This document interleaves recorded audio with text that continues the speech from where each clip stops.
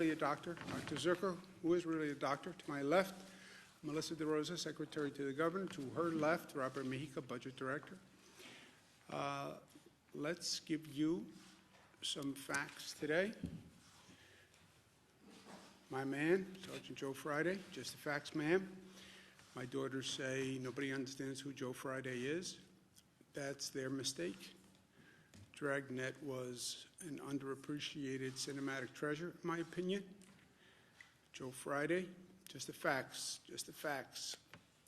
Here are just the facts. Hospitalization rate is down from 18,000 to 17,000 mark. That is good news. Total hospitalizations down.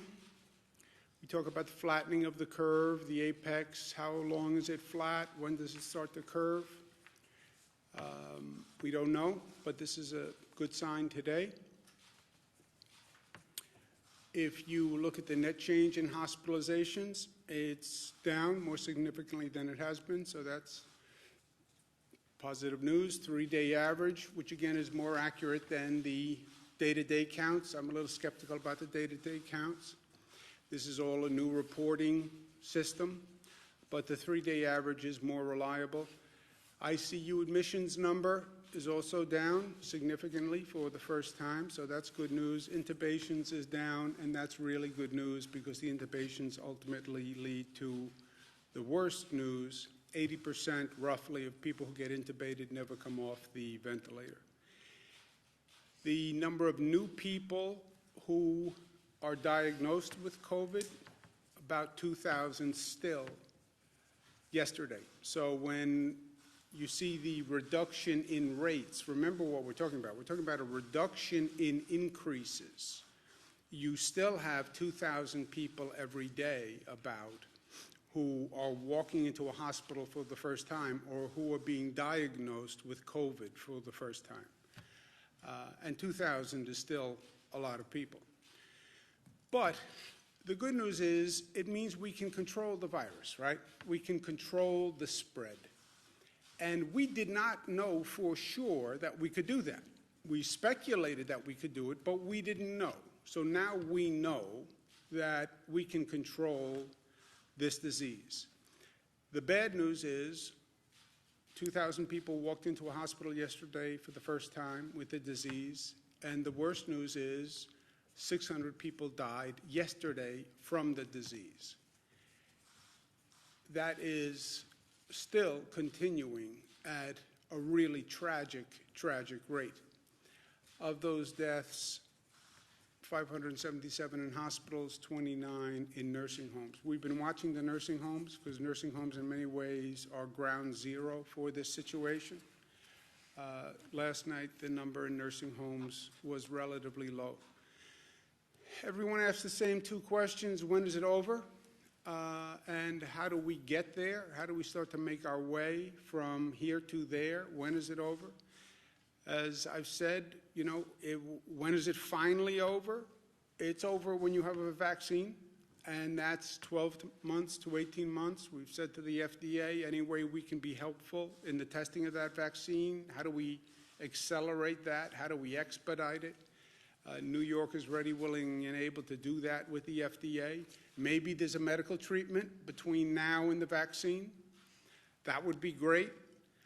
But those are unknowns, and it's out of our bailiwick. We are working with a lot of companies that are working on treatments.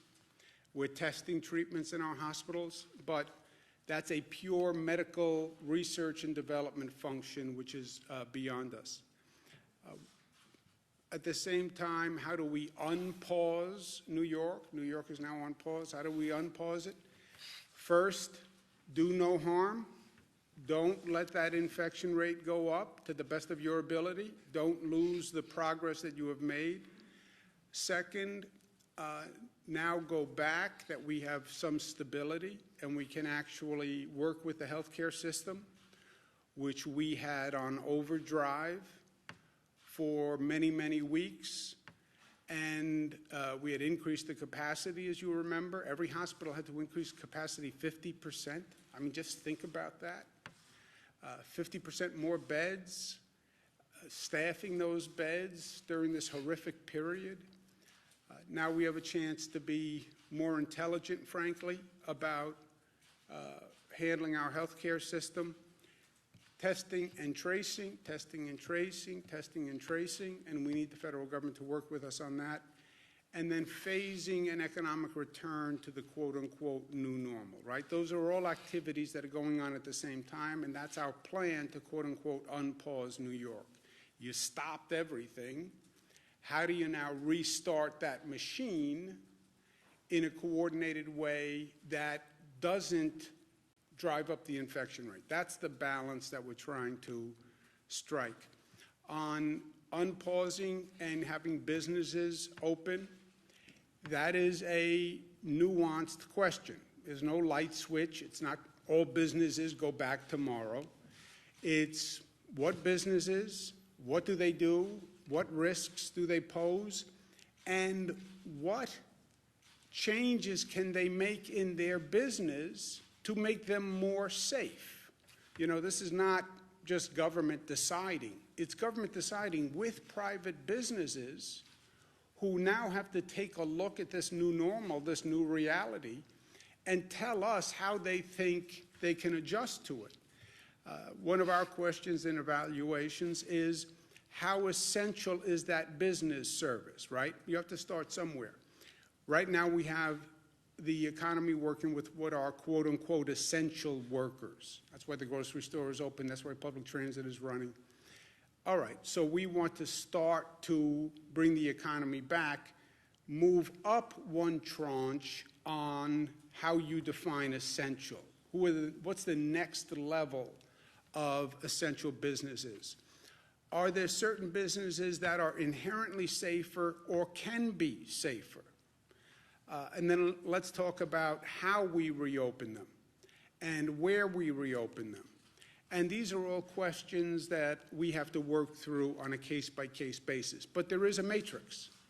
And the matrix is how important is the business to society, how essential is service, and how risky is that business from a rate of infection. And obviously, the more essential a business, the lower the risk, the more they are a priority. And then how do you do it? You do it in phases of priority, and then you phase it up the way we phased it down, which is by percentages.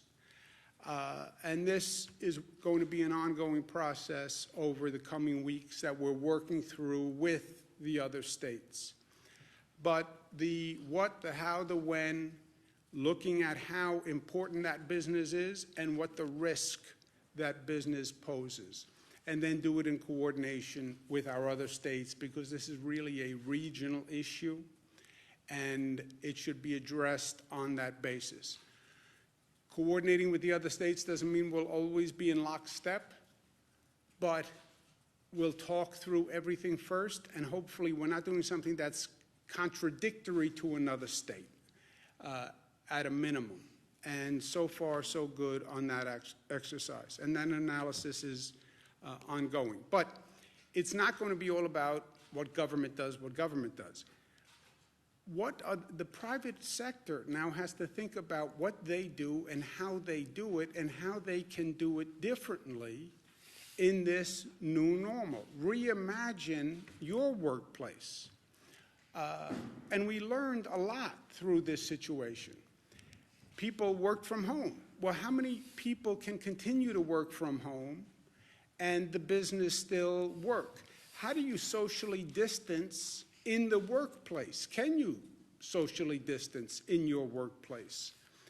What are your new normal procedures and practices? How do you think you're going to get workers back and forth? And what precautions would you take? In the workplace, how would people work, and where would they sit, or where would they stand? And how do you do it without conference meetings? And how do you do it without gatherings? How are you going to interact with the public in a way that keeps the public safe, right? We're talking about businesses that pose a lower risk. Tell us how you intend to organize and conduct your business. And can you do it in a way that poses a lower risk? And what would you do with your workforce to make sure if an infection happens that we can jump on it quickly? And then as we're going through all this planning, this is going to be a moment of transformation for society. And we paid a very high price for it. But how do we learn the lessons so that this new normal is a better New York? And there are lessons that we must learn from this because we do need to do things differently, or we can do things differently, and we can do things better. Part of the way across that bridge is testing. It is the single best tool to inform decisions and to calibrate all of this. This new testing world is a new frontier for all of us. New York State has been very aggressive about doing testing. We set a very ambitious goal when we began, and I'm happy to say they did it. We've done 500,000 tests in 30 days. That's more than California, Florida, and Michigan combined. And this is all about figuring it out first and taking a system that frankly didn't exist and creating this testing system and this testing regimen. 500,000 tests in 1 month. That sounds great, and it was great. It was a great accomplishment. And congratulations to everyone who put it together. But when you think of 500,000 tests in 1 month, and then you compare it to the fact that you have 19 million people in the state, you have 9 million workers, the 500,000 doesn't sound so big, right? So we have many questions to answer. Where do you test? How do you get the supplies? How do you coordinate the private labs? How do you coordinate the demand going to these private labs, right? Everybody wants testing. Private sector companies are calling for testing, and they're going right to the labs. Everyone is going right to these labs, and 50 states are competing, and the federal government is buying product from these labs. This has to be figured out, and it can only be figured out in partnership with the federal government. On top of that, once you go from testing, you have to trace every person who comes up positive. Trace means investigate. Investigate all those prior contacts. And then one contact, you test that person, leads you to another person. So the tracing investigators are really assembling an army that does not now exist. I spoke to the White House again this morning about it. I understand that this is a problematic area and the federal government's not eager to get involved in testing. I get that, but the plain reality here is we have to do it in partnership with the federal government. You're talking about supply chains that go back to China. A state does not have the capacity to do that. And there's no reason why you would have 50 states each trying to figure this out on their own, competing with the federal government, competing with the private sector. So I'm very much looking forward to the federal government's willingness to tackle this, understanding that it will be imperfect at best. But if we work together, we can do better than any of us could do alone. And that's what this is all about. You're not going to achieve optimum performance. You can't put together this national system with perfection. So people are understandably reluctant to get involved. But understanding the risk and understanding that it's never going to be done perfectly, if we work together, we can do better. And that's what we have to actually accomplish. We have to strengthen the healthcare system. Our surge and flex, which is the first time we've ever called upon all these hospitals to work together and coordinate. Every hospital was basically its own enterprise. And then we go back and say, well, you all have to work together and coordinate, and we're going to help you coordinate. It was first time that's ever happened. We understand about a stockpile like we've never understood before. We understand about sharing resources like we've never understood before. And we understand about sharing among states and how good people were to New York when we needed it, and states stepping up and sending us ventilators. And I said, New Yorkers don't forget, and New Yorkers are the most generous and most gracious, and we'll be there when people need help. New Jersey is still looking at their curve rising. The wave hasn't crested in New Jersey. They're our neighbors. Anything we can do to help. I've told Governor Murphy all he has to do is ask. We're here, and we're going to send 100 ventilators to New Jersey. But the key to all of this, the calibration, is the infection rate. And this gets a little technical, but I need people to really understand this. Why don't you open tomorrow? Because we're afraid the infection rate will go up. And everything we've been doing is to slow the infection rate. Well, how do you track the infection rate? We don't. We don't track infection rates. We see hospitalization rates, which are different. A hospitalization rate is a person who got infected and became seriously ill, so they had to go to the hospital. But we don't know how many people have been infected or are getting infected. We only know at this point how many people walk into a hospital, okay? Or how many people get tested in a nursing home. If you have advanced testing, then you'll have a better idea what % of your population has actually been exposed. That's what the antibody testing is all about. But the key is, as you're making this calibration on the reopening of the economy, as you're bringing more people out of their homes, how fast is that virus spreading, and how quickly is that infection rate rising, right? Dr. Fauci said early on that this virus spreads. It does it very well. And we know that, and we've learned it the hard way. The rate of infection is everything, okay? All those early projection models assumed a higher rate of infection, a higher rate of spread. That's why they were calling for so many more hospital beds, many more mortalities, because they projected a higher rate of spread. That has not happened so far. Caveat, so far. We've controlled the beast. We've brought the rate of spread down. If their rate of spread actually happened, we would have been in a much, much worse situation, and we would have been in a really bad place. I mean, their projections were staggering, and it didn't happen because we slowed the models. But remember what they were talking about. CDC, which is supposed to be the preeminent source, 160 million to 214 million people infected, they were projecting. That was only March 13th. That's what the CDC was projecting. You know how many 160 to 214 million are? We only have 328 million people in the country. They were projecting more than half of the population, and maybe 2/3 of the population infected. And that was only a month ago.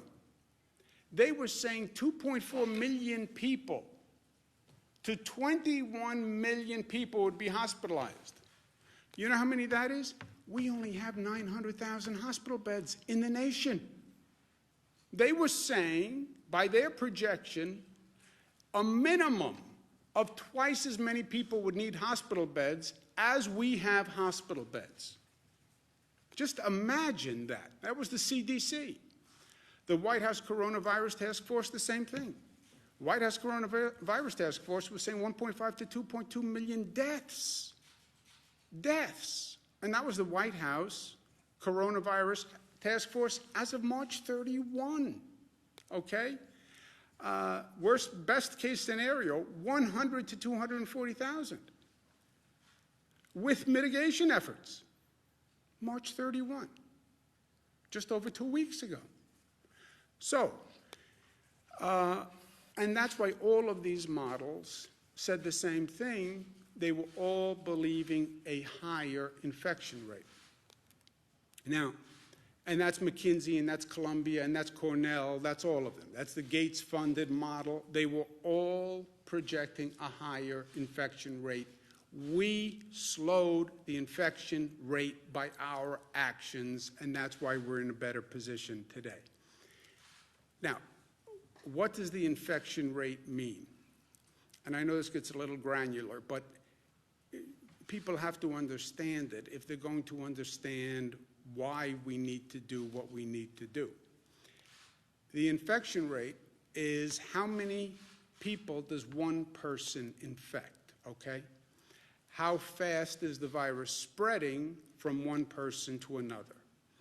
And they talk about the R0 factor. The R0 factor is the projected spread of the virus, okay? If one person infects less than one other person, the disease is on the decline. If one person basically infects one more person, the rate of spread is stable. I get infected, I infect one person infects one. When you have a really situation out of control is one person infects 2 people or more, because then the increase is just exponential, and that's fire through dry grass. This is what they were all trying to project, and this is what we have to control as we start to reopen the economy. We say, we turn the valve on the economy, we open a little bit, and we watch the meter, right? What's the meter? The meter is the hospitalization rate, or even better, the virus spread rate.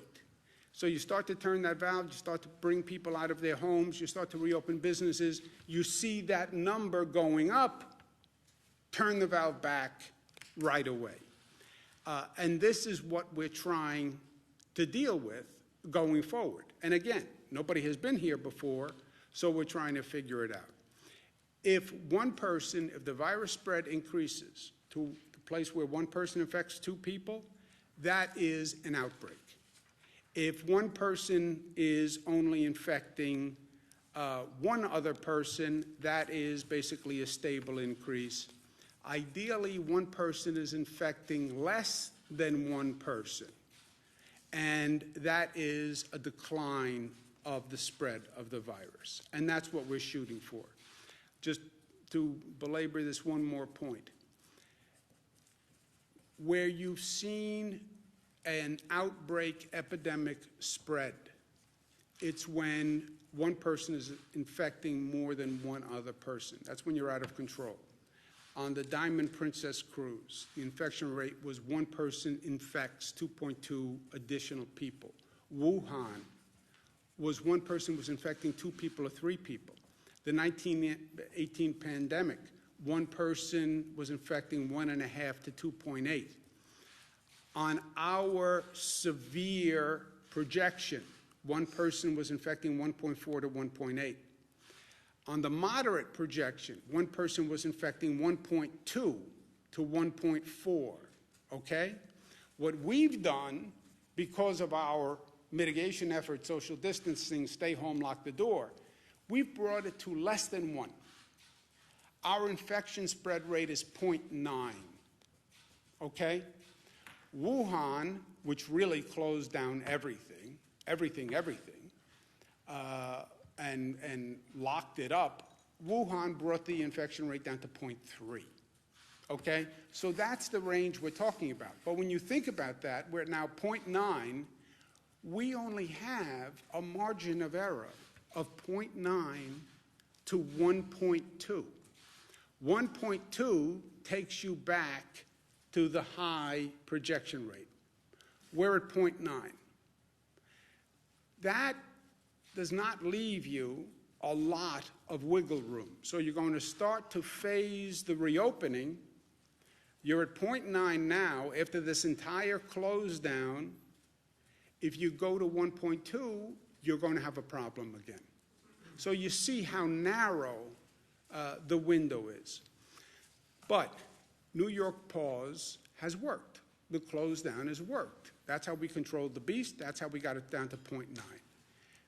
However, we're not there yet. We're just at 0.9. Again, Wuhan got down to 0.3. So we have to continue doing what we're doing. I'd like to see that infection rate get down even more. The New York pause policies, the close down policies, will be extended in coordination with other states to May 15th. I don't want to project beyond that period. That's about 1 month. 1 month is a long time. People need certainty and clarity so they can plan. I need a coordinated action plan with the other states. So 1 month, we'll continue the close down policies. What happens after then, I don't know. We will see depending on what the data shows. What does that mean? Tell me what our infection rate spread is. Is it 0.9? Is it 1? Is it 0.7? Tell me what the hospitalization rate is. And then the experts will tell us the best course of conduct based on that data. No political decisions, no emotional decisions, data and science. We're talking about human lives here. As relatively simple and possibly annoying as it seems, wearing a mask is one of the best things that we can do.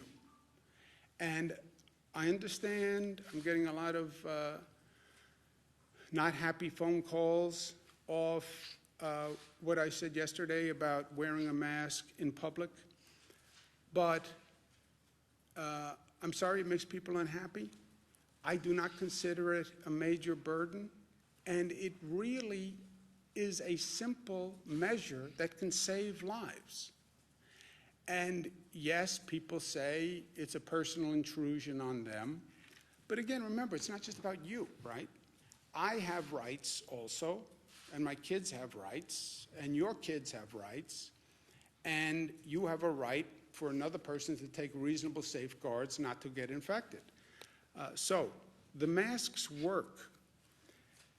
We said in public today, I'm going to include public transportation systems, private transportation carriers for hire vehicles, any operator of a public system, an operator of a private carrier, and for hire vehicles must wear a mask at all times. What does this mean? If you get on a bus, you need to wear a mask. If you get in a train, you need to wear a mask. If you get into a private car service, Uber, Lyft, the operator needs to wear a mask. If you get on a private bus, the operator needs to wear a mask, and you need to wear a mask on a private carrier. So is this inconvenient? Yes, but you're in a closed environment by definition. You're not socially distancing by definition. You're the front seat of a car to a back seat of a car. You're one seat in a bus to another seat in a bus. This is a precaution for everyone that I think balances individual liberties with a social conscience. This will go into effect Friday, 8 p.m. Ultimately, what determines the rate of infection? You do, and I do. That's what this all comes down to, as simple as it sounds. It's not about government. It's not about anything else. It's about what people decide to do and what people have decided to do. They have brought this infection rate down. It's that simple. Nurses, doctors did a phenomenal job. First responders did a phenomenal job. Essential workers did a phenomenal job. But that rate came down because people changed their behavior. That's what happened. It is about the behavior of our people. It's that simple. It's our behavior. It's our level of discipline. It's how we educate our children. It's how considerate we are of others. what we're willing to do to safeguard others' health in our community, that's what makes all the difference on what we're doing. And it is the simple things. It's wearing a mask, it's washing your hands, it's the hand sanitizer, it's the social distance, it's making sure your children understand what to do, what not to do. It's all of these simple procedures that seem almost insignificant, but on a collective basis make all the difference in the world. And it is making smart choices. I want to get out of the house, I'm going crazy, I need to do this, I need to do this. I know, but be smart. Be smart. And engage what you're doing relative to everyone else and relative to the overall goal. But I will tell you, and I don't know that people truly appreciated this, I don't know that I did, of all the unique aspects that we have learned going through this, the most positive and the most surprising to me has been how people have responded. The policies that I have communicated are not worth the paper they are printed on. I could stand up here as governor and say, we must do this, we must do this, we must do this. These are some of the most life-changing policies government has ever issued. Think about it. This is not government saying, here's your tax rate, here's age of voting. This is government saying, stay in your house, don't touch another person, wear a mask. Government, I don't even have the ability to enforce these measures on any scale if people said, I'm not willing to do it. These policies, which are difficult, which are life-changing, they are being implemented by people because people are choosing to do the right thing. It is that simple. And what this is all about today, the masks on transportation. I trust in New Yorkers. You know, I believe if the facts are presented to the people in this state, New Yorkers will do the right thing. What is the right thing? There's always a right thing. It is the appropriate path that is socially and morally correct. And New Yorkers have a very strong right thing quotient. They know what the right thing is when they hear it. And all I'm trying to do is give them the facts and the information to explain why I'm suggesting these actions. They decide whether or not to follow them. I can't put a mask on 17 million people. 17 million people will decide whether or not they'll do it. But they have done it because they have the facts, they have the information, they understand the risks, they understand the rewards, they understand the consequences, and what they have done has worked. And it's brought this state forward, and it'll bring this nation forward. And that's New Yorkers at their best. And that's because we are New York tough, and because New York tough is more complex than the word suggests. It's smart, it's united, it's disciplined, and it's loving. And New Yorkers have proven that time and time again, every day for 46 days. Questions? Governor, let me answer. 10 nursing home residents have died of COVID-19. Can we do this today? Let's try something new. Let's not all talk over everyone. I'll make sure we answer. I'll get to you to answer the question. And let's just start. You know what? Go to Jesse. Or let's go to you first. Okay. In Hornell, New York, at least 10 nursing home residents have died of COVID-19. Philmont, there have been at least 23 cases and 6 deaths at one nursing home. The state health mast has 15 residents at a New Windsor assisted living facility. How many and which nursing homes have reported clusters, outbreaks, or requested mass testing from the state, and where are they? And is the state advising nursing homes facing outbreaks to open COVID-only units or transfer patients elsewhere? Which we've seen at least in a couple cases. I will get you. I don't know. We have hundreds and hundreds of nursing homes in this state. So I don't know what has happened in every nursing home in the state. I don't have firsthand knowledge of what happened with the nursing homes in Hornell, New York, but we will get you today a list of information by nursing home to the best we have, and as we get that updated, we'll get it to you. Jesse? Governor, on the economic toll of this, Mayor de Blasio is talking about a $7.4 billion hit in terms of tax revenue. Have you discussed help for the city of New York vis-a-vis that, as well as, you know, the 1.2 million people who are now applying for unemployment in the state? Yeah, Jesse. It's simple. Yes, we've had multiple conversations. It's not just New York City. It's Nassau County, Suffolk County, Westchester County. It's every county in the state. It's every local government in the state.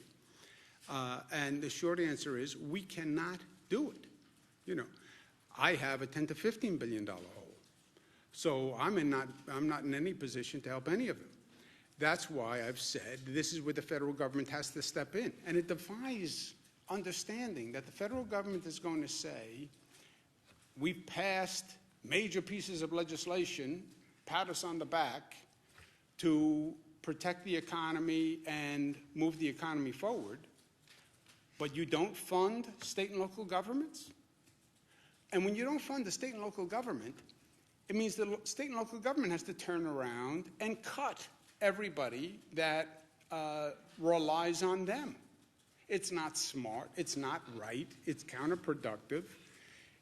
I understand you don't get the same political credit when you fund New York State or New York City or Nassau County or Suffolk County because it doesn't represent any voters, any people. It's just a governmental entity. I get that. And I get that politically they like to pass legislation where they can call up someone when they get home and say, hey, Jesse, I got a check for you. I understand that. But at one point, you have to put the politics aside and say, we have to do something that's actually makes a difference. And how can you even pretend that you're addressing this crisis when you're starving state and local governments? And that's not a Democrat to Republicans. National Governors Association, headed by a chairman who's Republican, Governor Hogan, great guy, great governor. Myself as vice chairman, we sent a letter saying that to the administration. And by the way, I say it to my Democratic congressional members. I said to Senator Schumer, I said to Senator Gillibrand, you pass a piece of legislation that starves state and local governments, you're not helping the country. You're just not. Well, we have to get to yes. It doesn't matter to get to yes if the bill doesn't do what the purpose is. Bernadette? Just to follow Marina's question real quickly, why has it taken so long to get specific information about specific nursing homes? That would seem to be in the public interest for people to know where people are dying. We're putting it together. You know, you have to appreciate the practical reality here. That's why I say watch this whole reporting system. You have hospitals that are dealing with hell every day.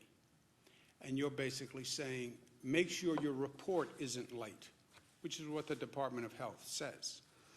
Nursing homes that are dealing with hellacious situations, or make sure your report is on time.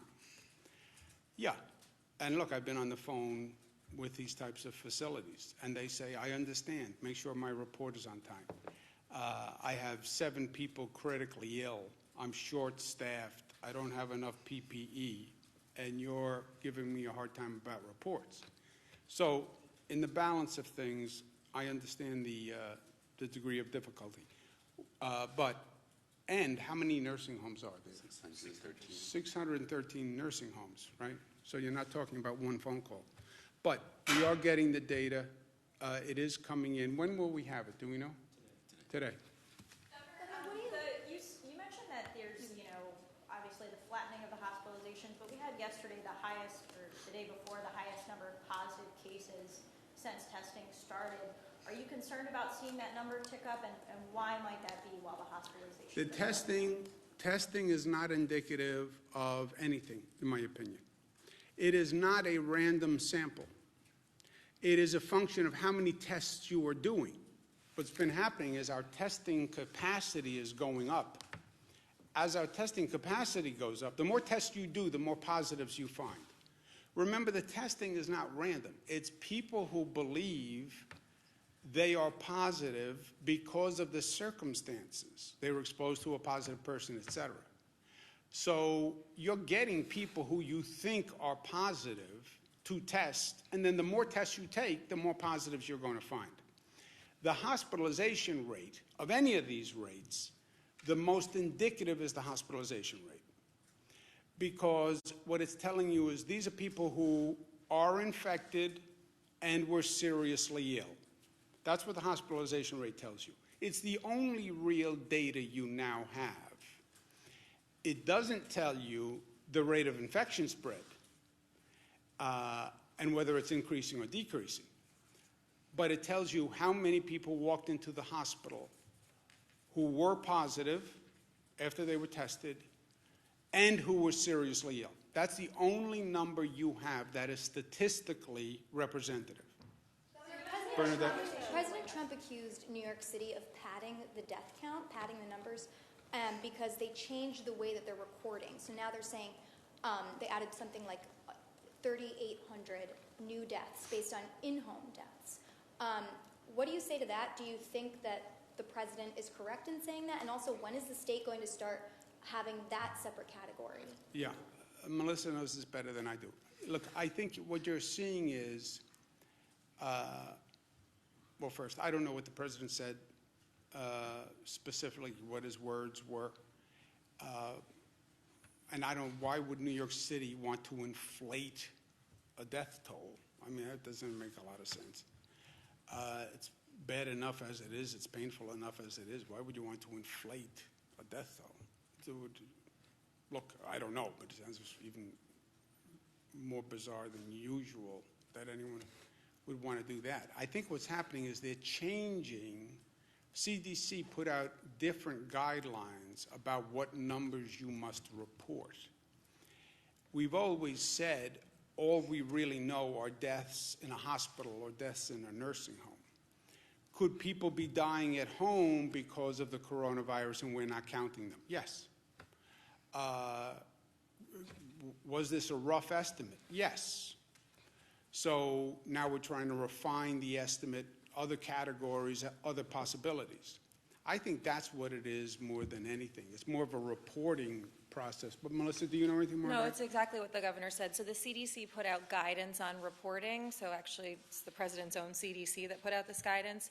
And the city was very clear. They actually did not tack on that number to the total death count. They created a new category that's called probable deaths. This gets murky, right, because a lot of people are dying of various things, and if it's shortness of breath or you had a fever, there's a lot of assumptions that could be going on behind the positive. Everybody knows in this room, Assemblyman Brodsky, the assumption was that he had died from COVID. A few days later, they discovered it actually wasn't COVID. So the number is not precise, and the city actually did not put that number into the death count number. It's a separate category.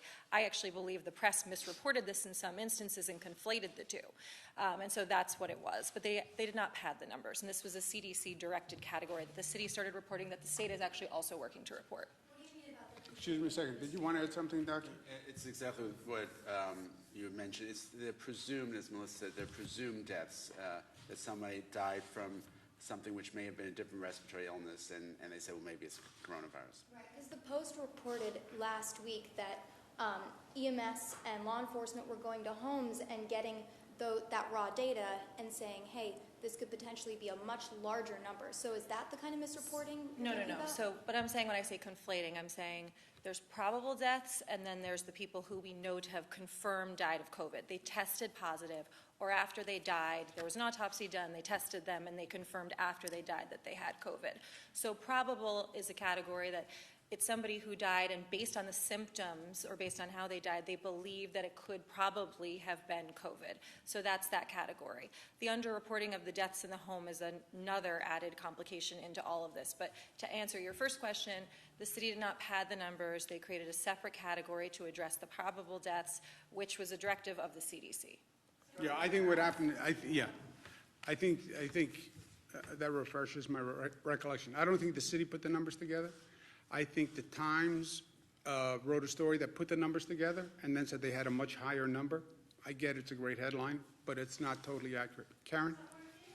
Reports out of hospitals that some of the COVID patients, or a significant number, are having kidney failure, and that now that there's a shortage of the dialysis machines, I guess maybe that's more of a question for Dr. Zucker, of how is that something that you're Shortage worried of about or dealing dialysis with? machines? We have heard that we are looking into this about those who need renal dialysis and to make sure the machines are available for individuals.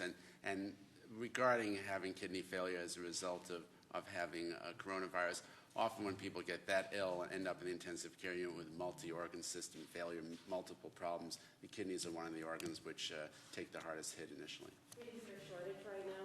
We have heard about an individual report, but there aren't shortages that are across the board now. Every once in a while we've heard that they need a dialysis machine, and we worked on that to get them in. If they have a shortage, Karen, they call us. We have these daily inventory equipment sharing. That's a surge flex.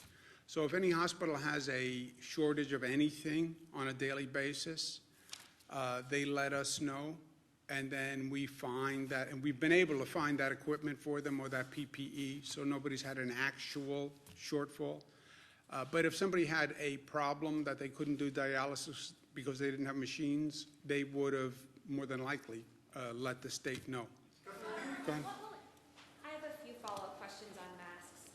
Does the mandate apply to kids? 2 years and older. 2 years and older. Depends how you define kid. Which is what the CDC recommends. Okay. Yesterday, when referring to the mask mandate, you said it's not that inconvenient. You said, what's the big deal? For many people, we've learned it is a big deal to wear a mask. They feel that this is a symbol of government control. A lot of people feel that this is a symbol people are falling prey to fear. And we've seen doctors on the news for weeks now saying that regular masks, regular medical masks, and the cloth masks do little to protect you from coronavirus. Do you feel like you're underplaying the impacts of your mandate? No, I said, I don't know how you're going to be underplaying. I said that I know there's a lot of opposition to this. I've had many people say they don't like it. So, no, I'm fully aware of the opposition to wearing a mask. It's a face covering, right? Just so we're all saying the same thing. It's a mask or a cloth covering of the nose and mouth.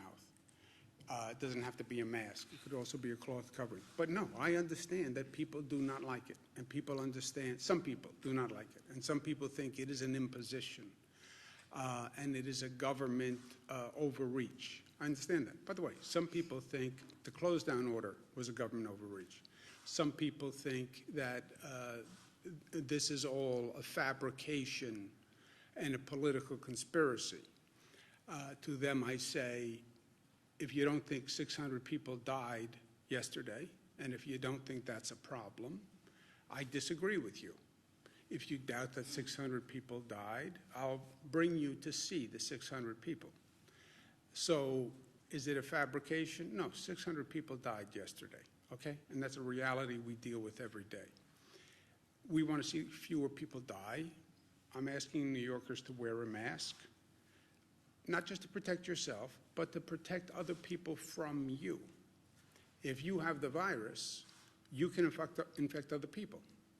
And you have a liability, a responsibility not to infect me because you're sick. And that's what a mask would help. I understand the opposition. My phone's ringing off the hook with the opposition. I also understand what 600 deaths mean. I understand the toll on the healthcare system. I understand the nurses and the doctors who are stretched to their limits. I understand the police officers who go out there every day and who are afraid. And asking New Yorkers to wear a mask at this time, I think, is more than reasonable. I understand that people disagree. Are you wearing a mask on the day-to-day? When I am in public circumstances, yes. Here in this room, no. Let's do someone who didn't ask a question. What will it take for us not to have to social distance?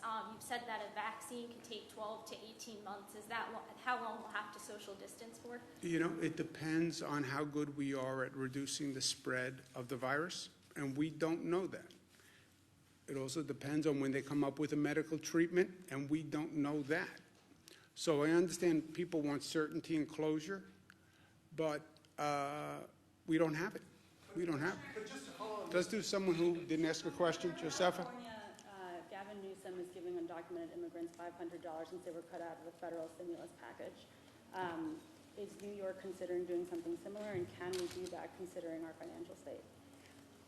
Well, look, we financially, if we don't get the federal government to actually pass a piece of responsible legislation, and I've said to to the extent they care for my 2 cents, our senators, don't pass a piece of legislation if it's not responsible. Well, then they'll say we didn't pass legislation. Yeah, say I wouldn't I wouldn't pass an irresponsible piece of legislation. Better than passing an irresponsible piece of legislation, right? If those are the options, life is options. So yeah, we are at a point financially where we have a $10 to $15 billion deficit. Yesterday I was asked about, well, why not just let the raises go through for state workers? When you are broke, it would be irresponsible to do these things. I do hope and believe the federal government should have a more inclusive policy. All right, let's do one. Undocumented immigrants, that there's no shot. Well, we're looking at it, but we have real financial problems right now. Hey, Governor, at a time when you're talking about the importance of regional coordination, it seems Governor Murphy is allowing state parks to stay open, yet here in New York State they are closed. Is that problematic? You know, as I said, there's not going to be 100% conformity of the plans. More, it's understanding what they're doing, what we're doing, so we don't conflict and bump into each other, which has happened in the past, because people make decisions. The state parks, look, I can argue it either way, right? All of these things are judgment calls, but I don't think that's especially problematic either. And regarding unemployment, we're hearing stories of people are still not getting return phone calls within 72 hours, particularly people who are self-employed, who have lengthy documentation to fill out. Has that been an issue? I don't know if it's for you. I have not heard that. Melissa, do you know where that is? So again, let's do some context here. As Jesse noted, and the Labor Department is going to be putting out the figures later today, another 400,000 people filed claims on insurance in the last week, the week ending this past Friday, which brings us up to 1.2 million claims in the last 5 weeks. To give you guys a sense of comparison, during the entirety of the 2008 crash, New York State lost 300,000 jobs. So in terms of the volume that the Department of Labor is dealing with, just for everyone's understanding. At this point, they have completed 925,000 claims. There's 275,000 claims that are outstanding.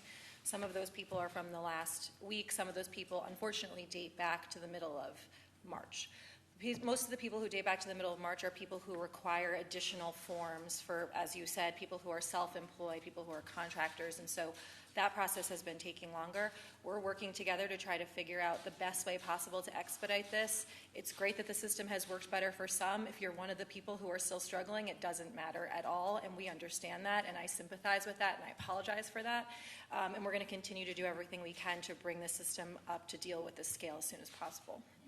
Let's do one more. Somebody go ahead. What about low-income people or homeless people who maybe might not be able to purchase a mask? Is there going to be a way for them to maybe pick up one or something? Yes, we're working on that, and we're working with local governments in making sure people who can't pay for a mask can have one. Remember, it's not a mask.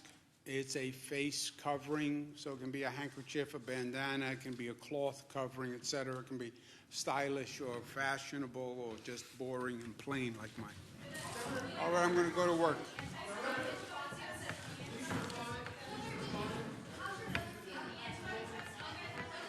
He's feeling better. Thank you for asking.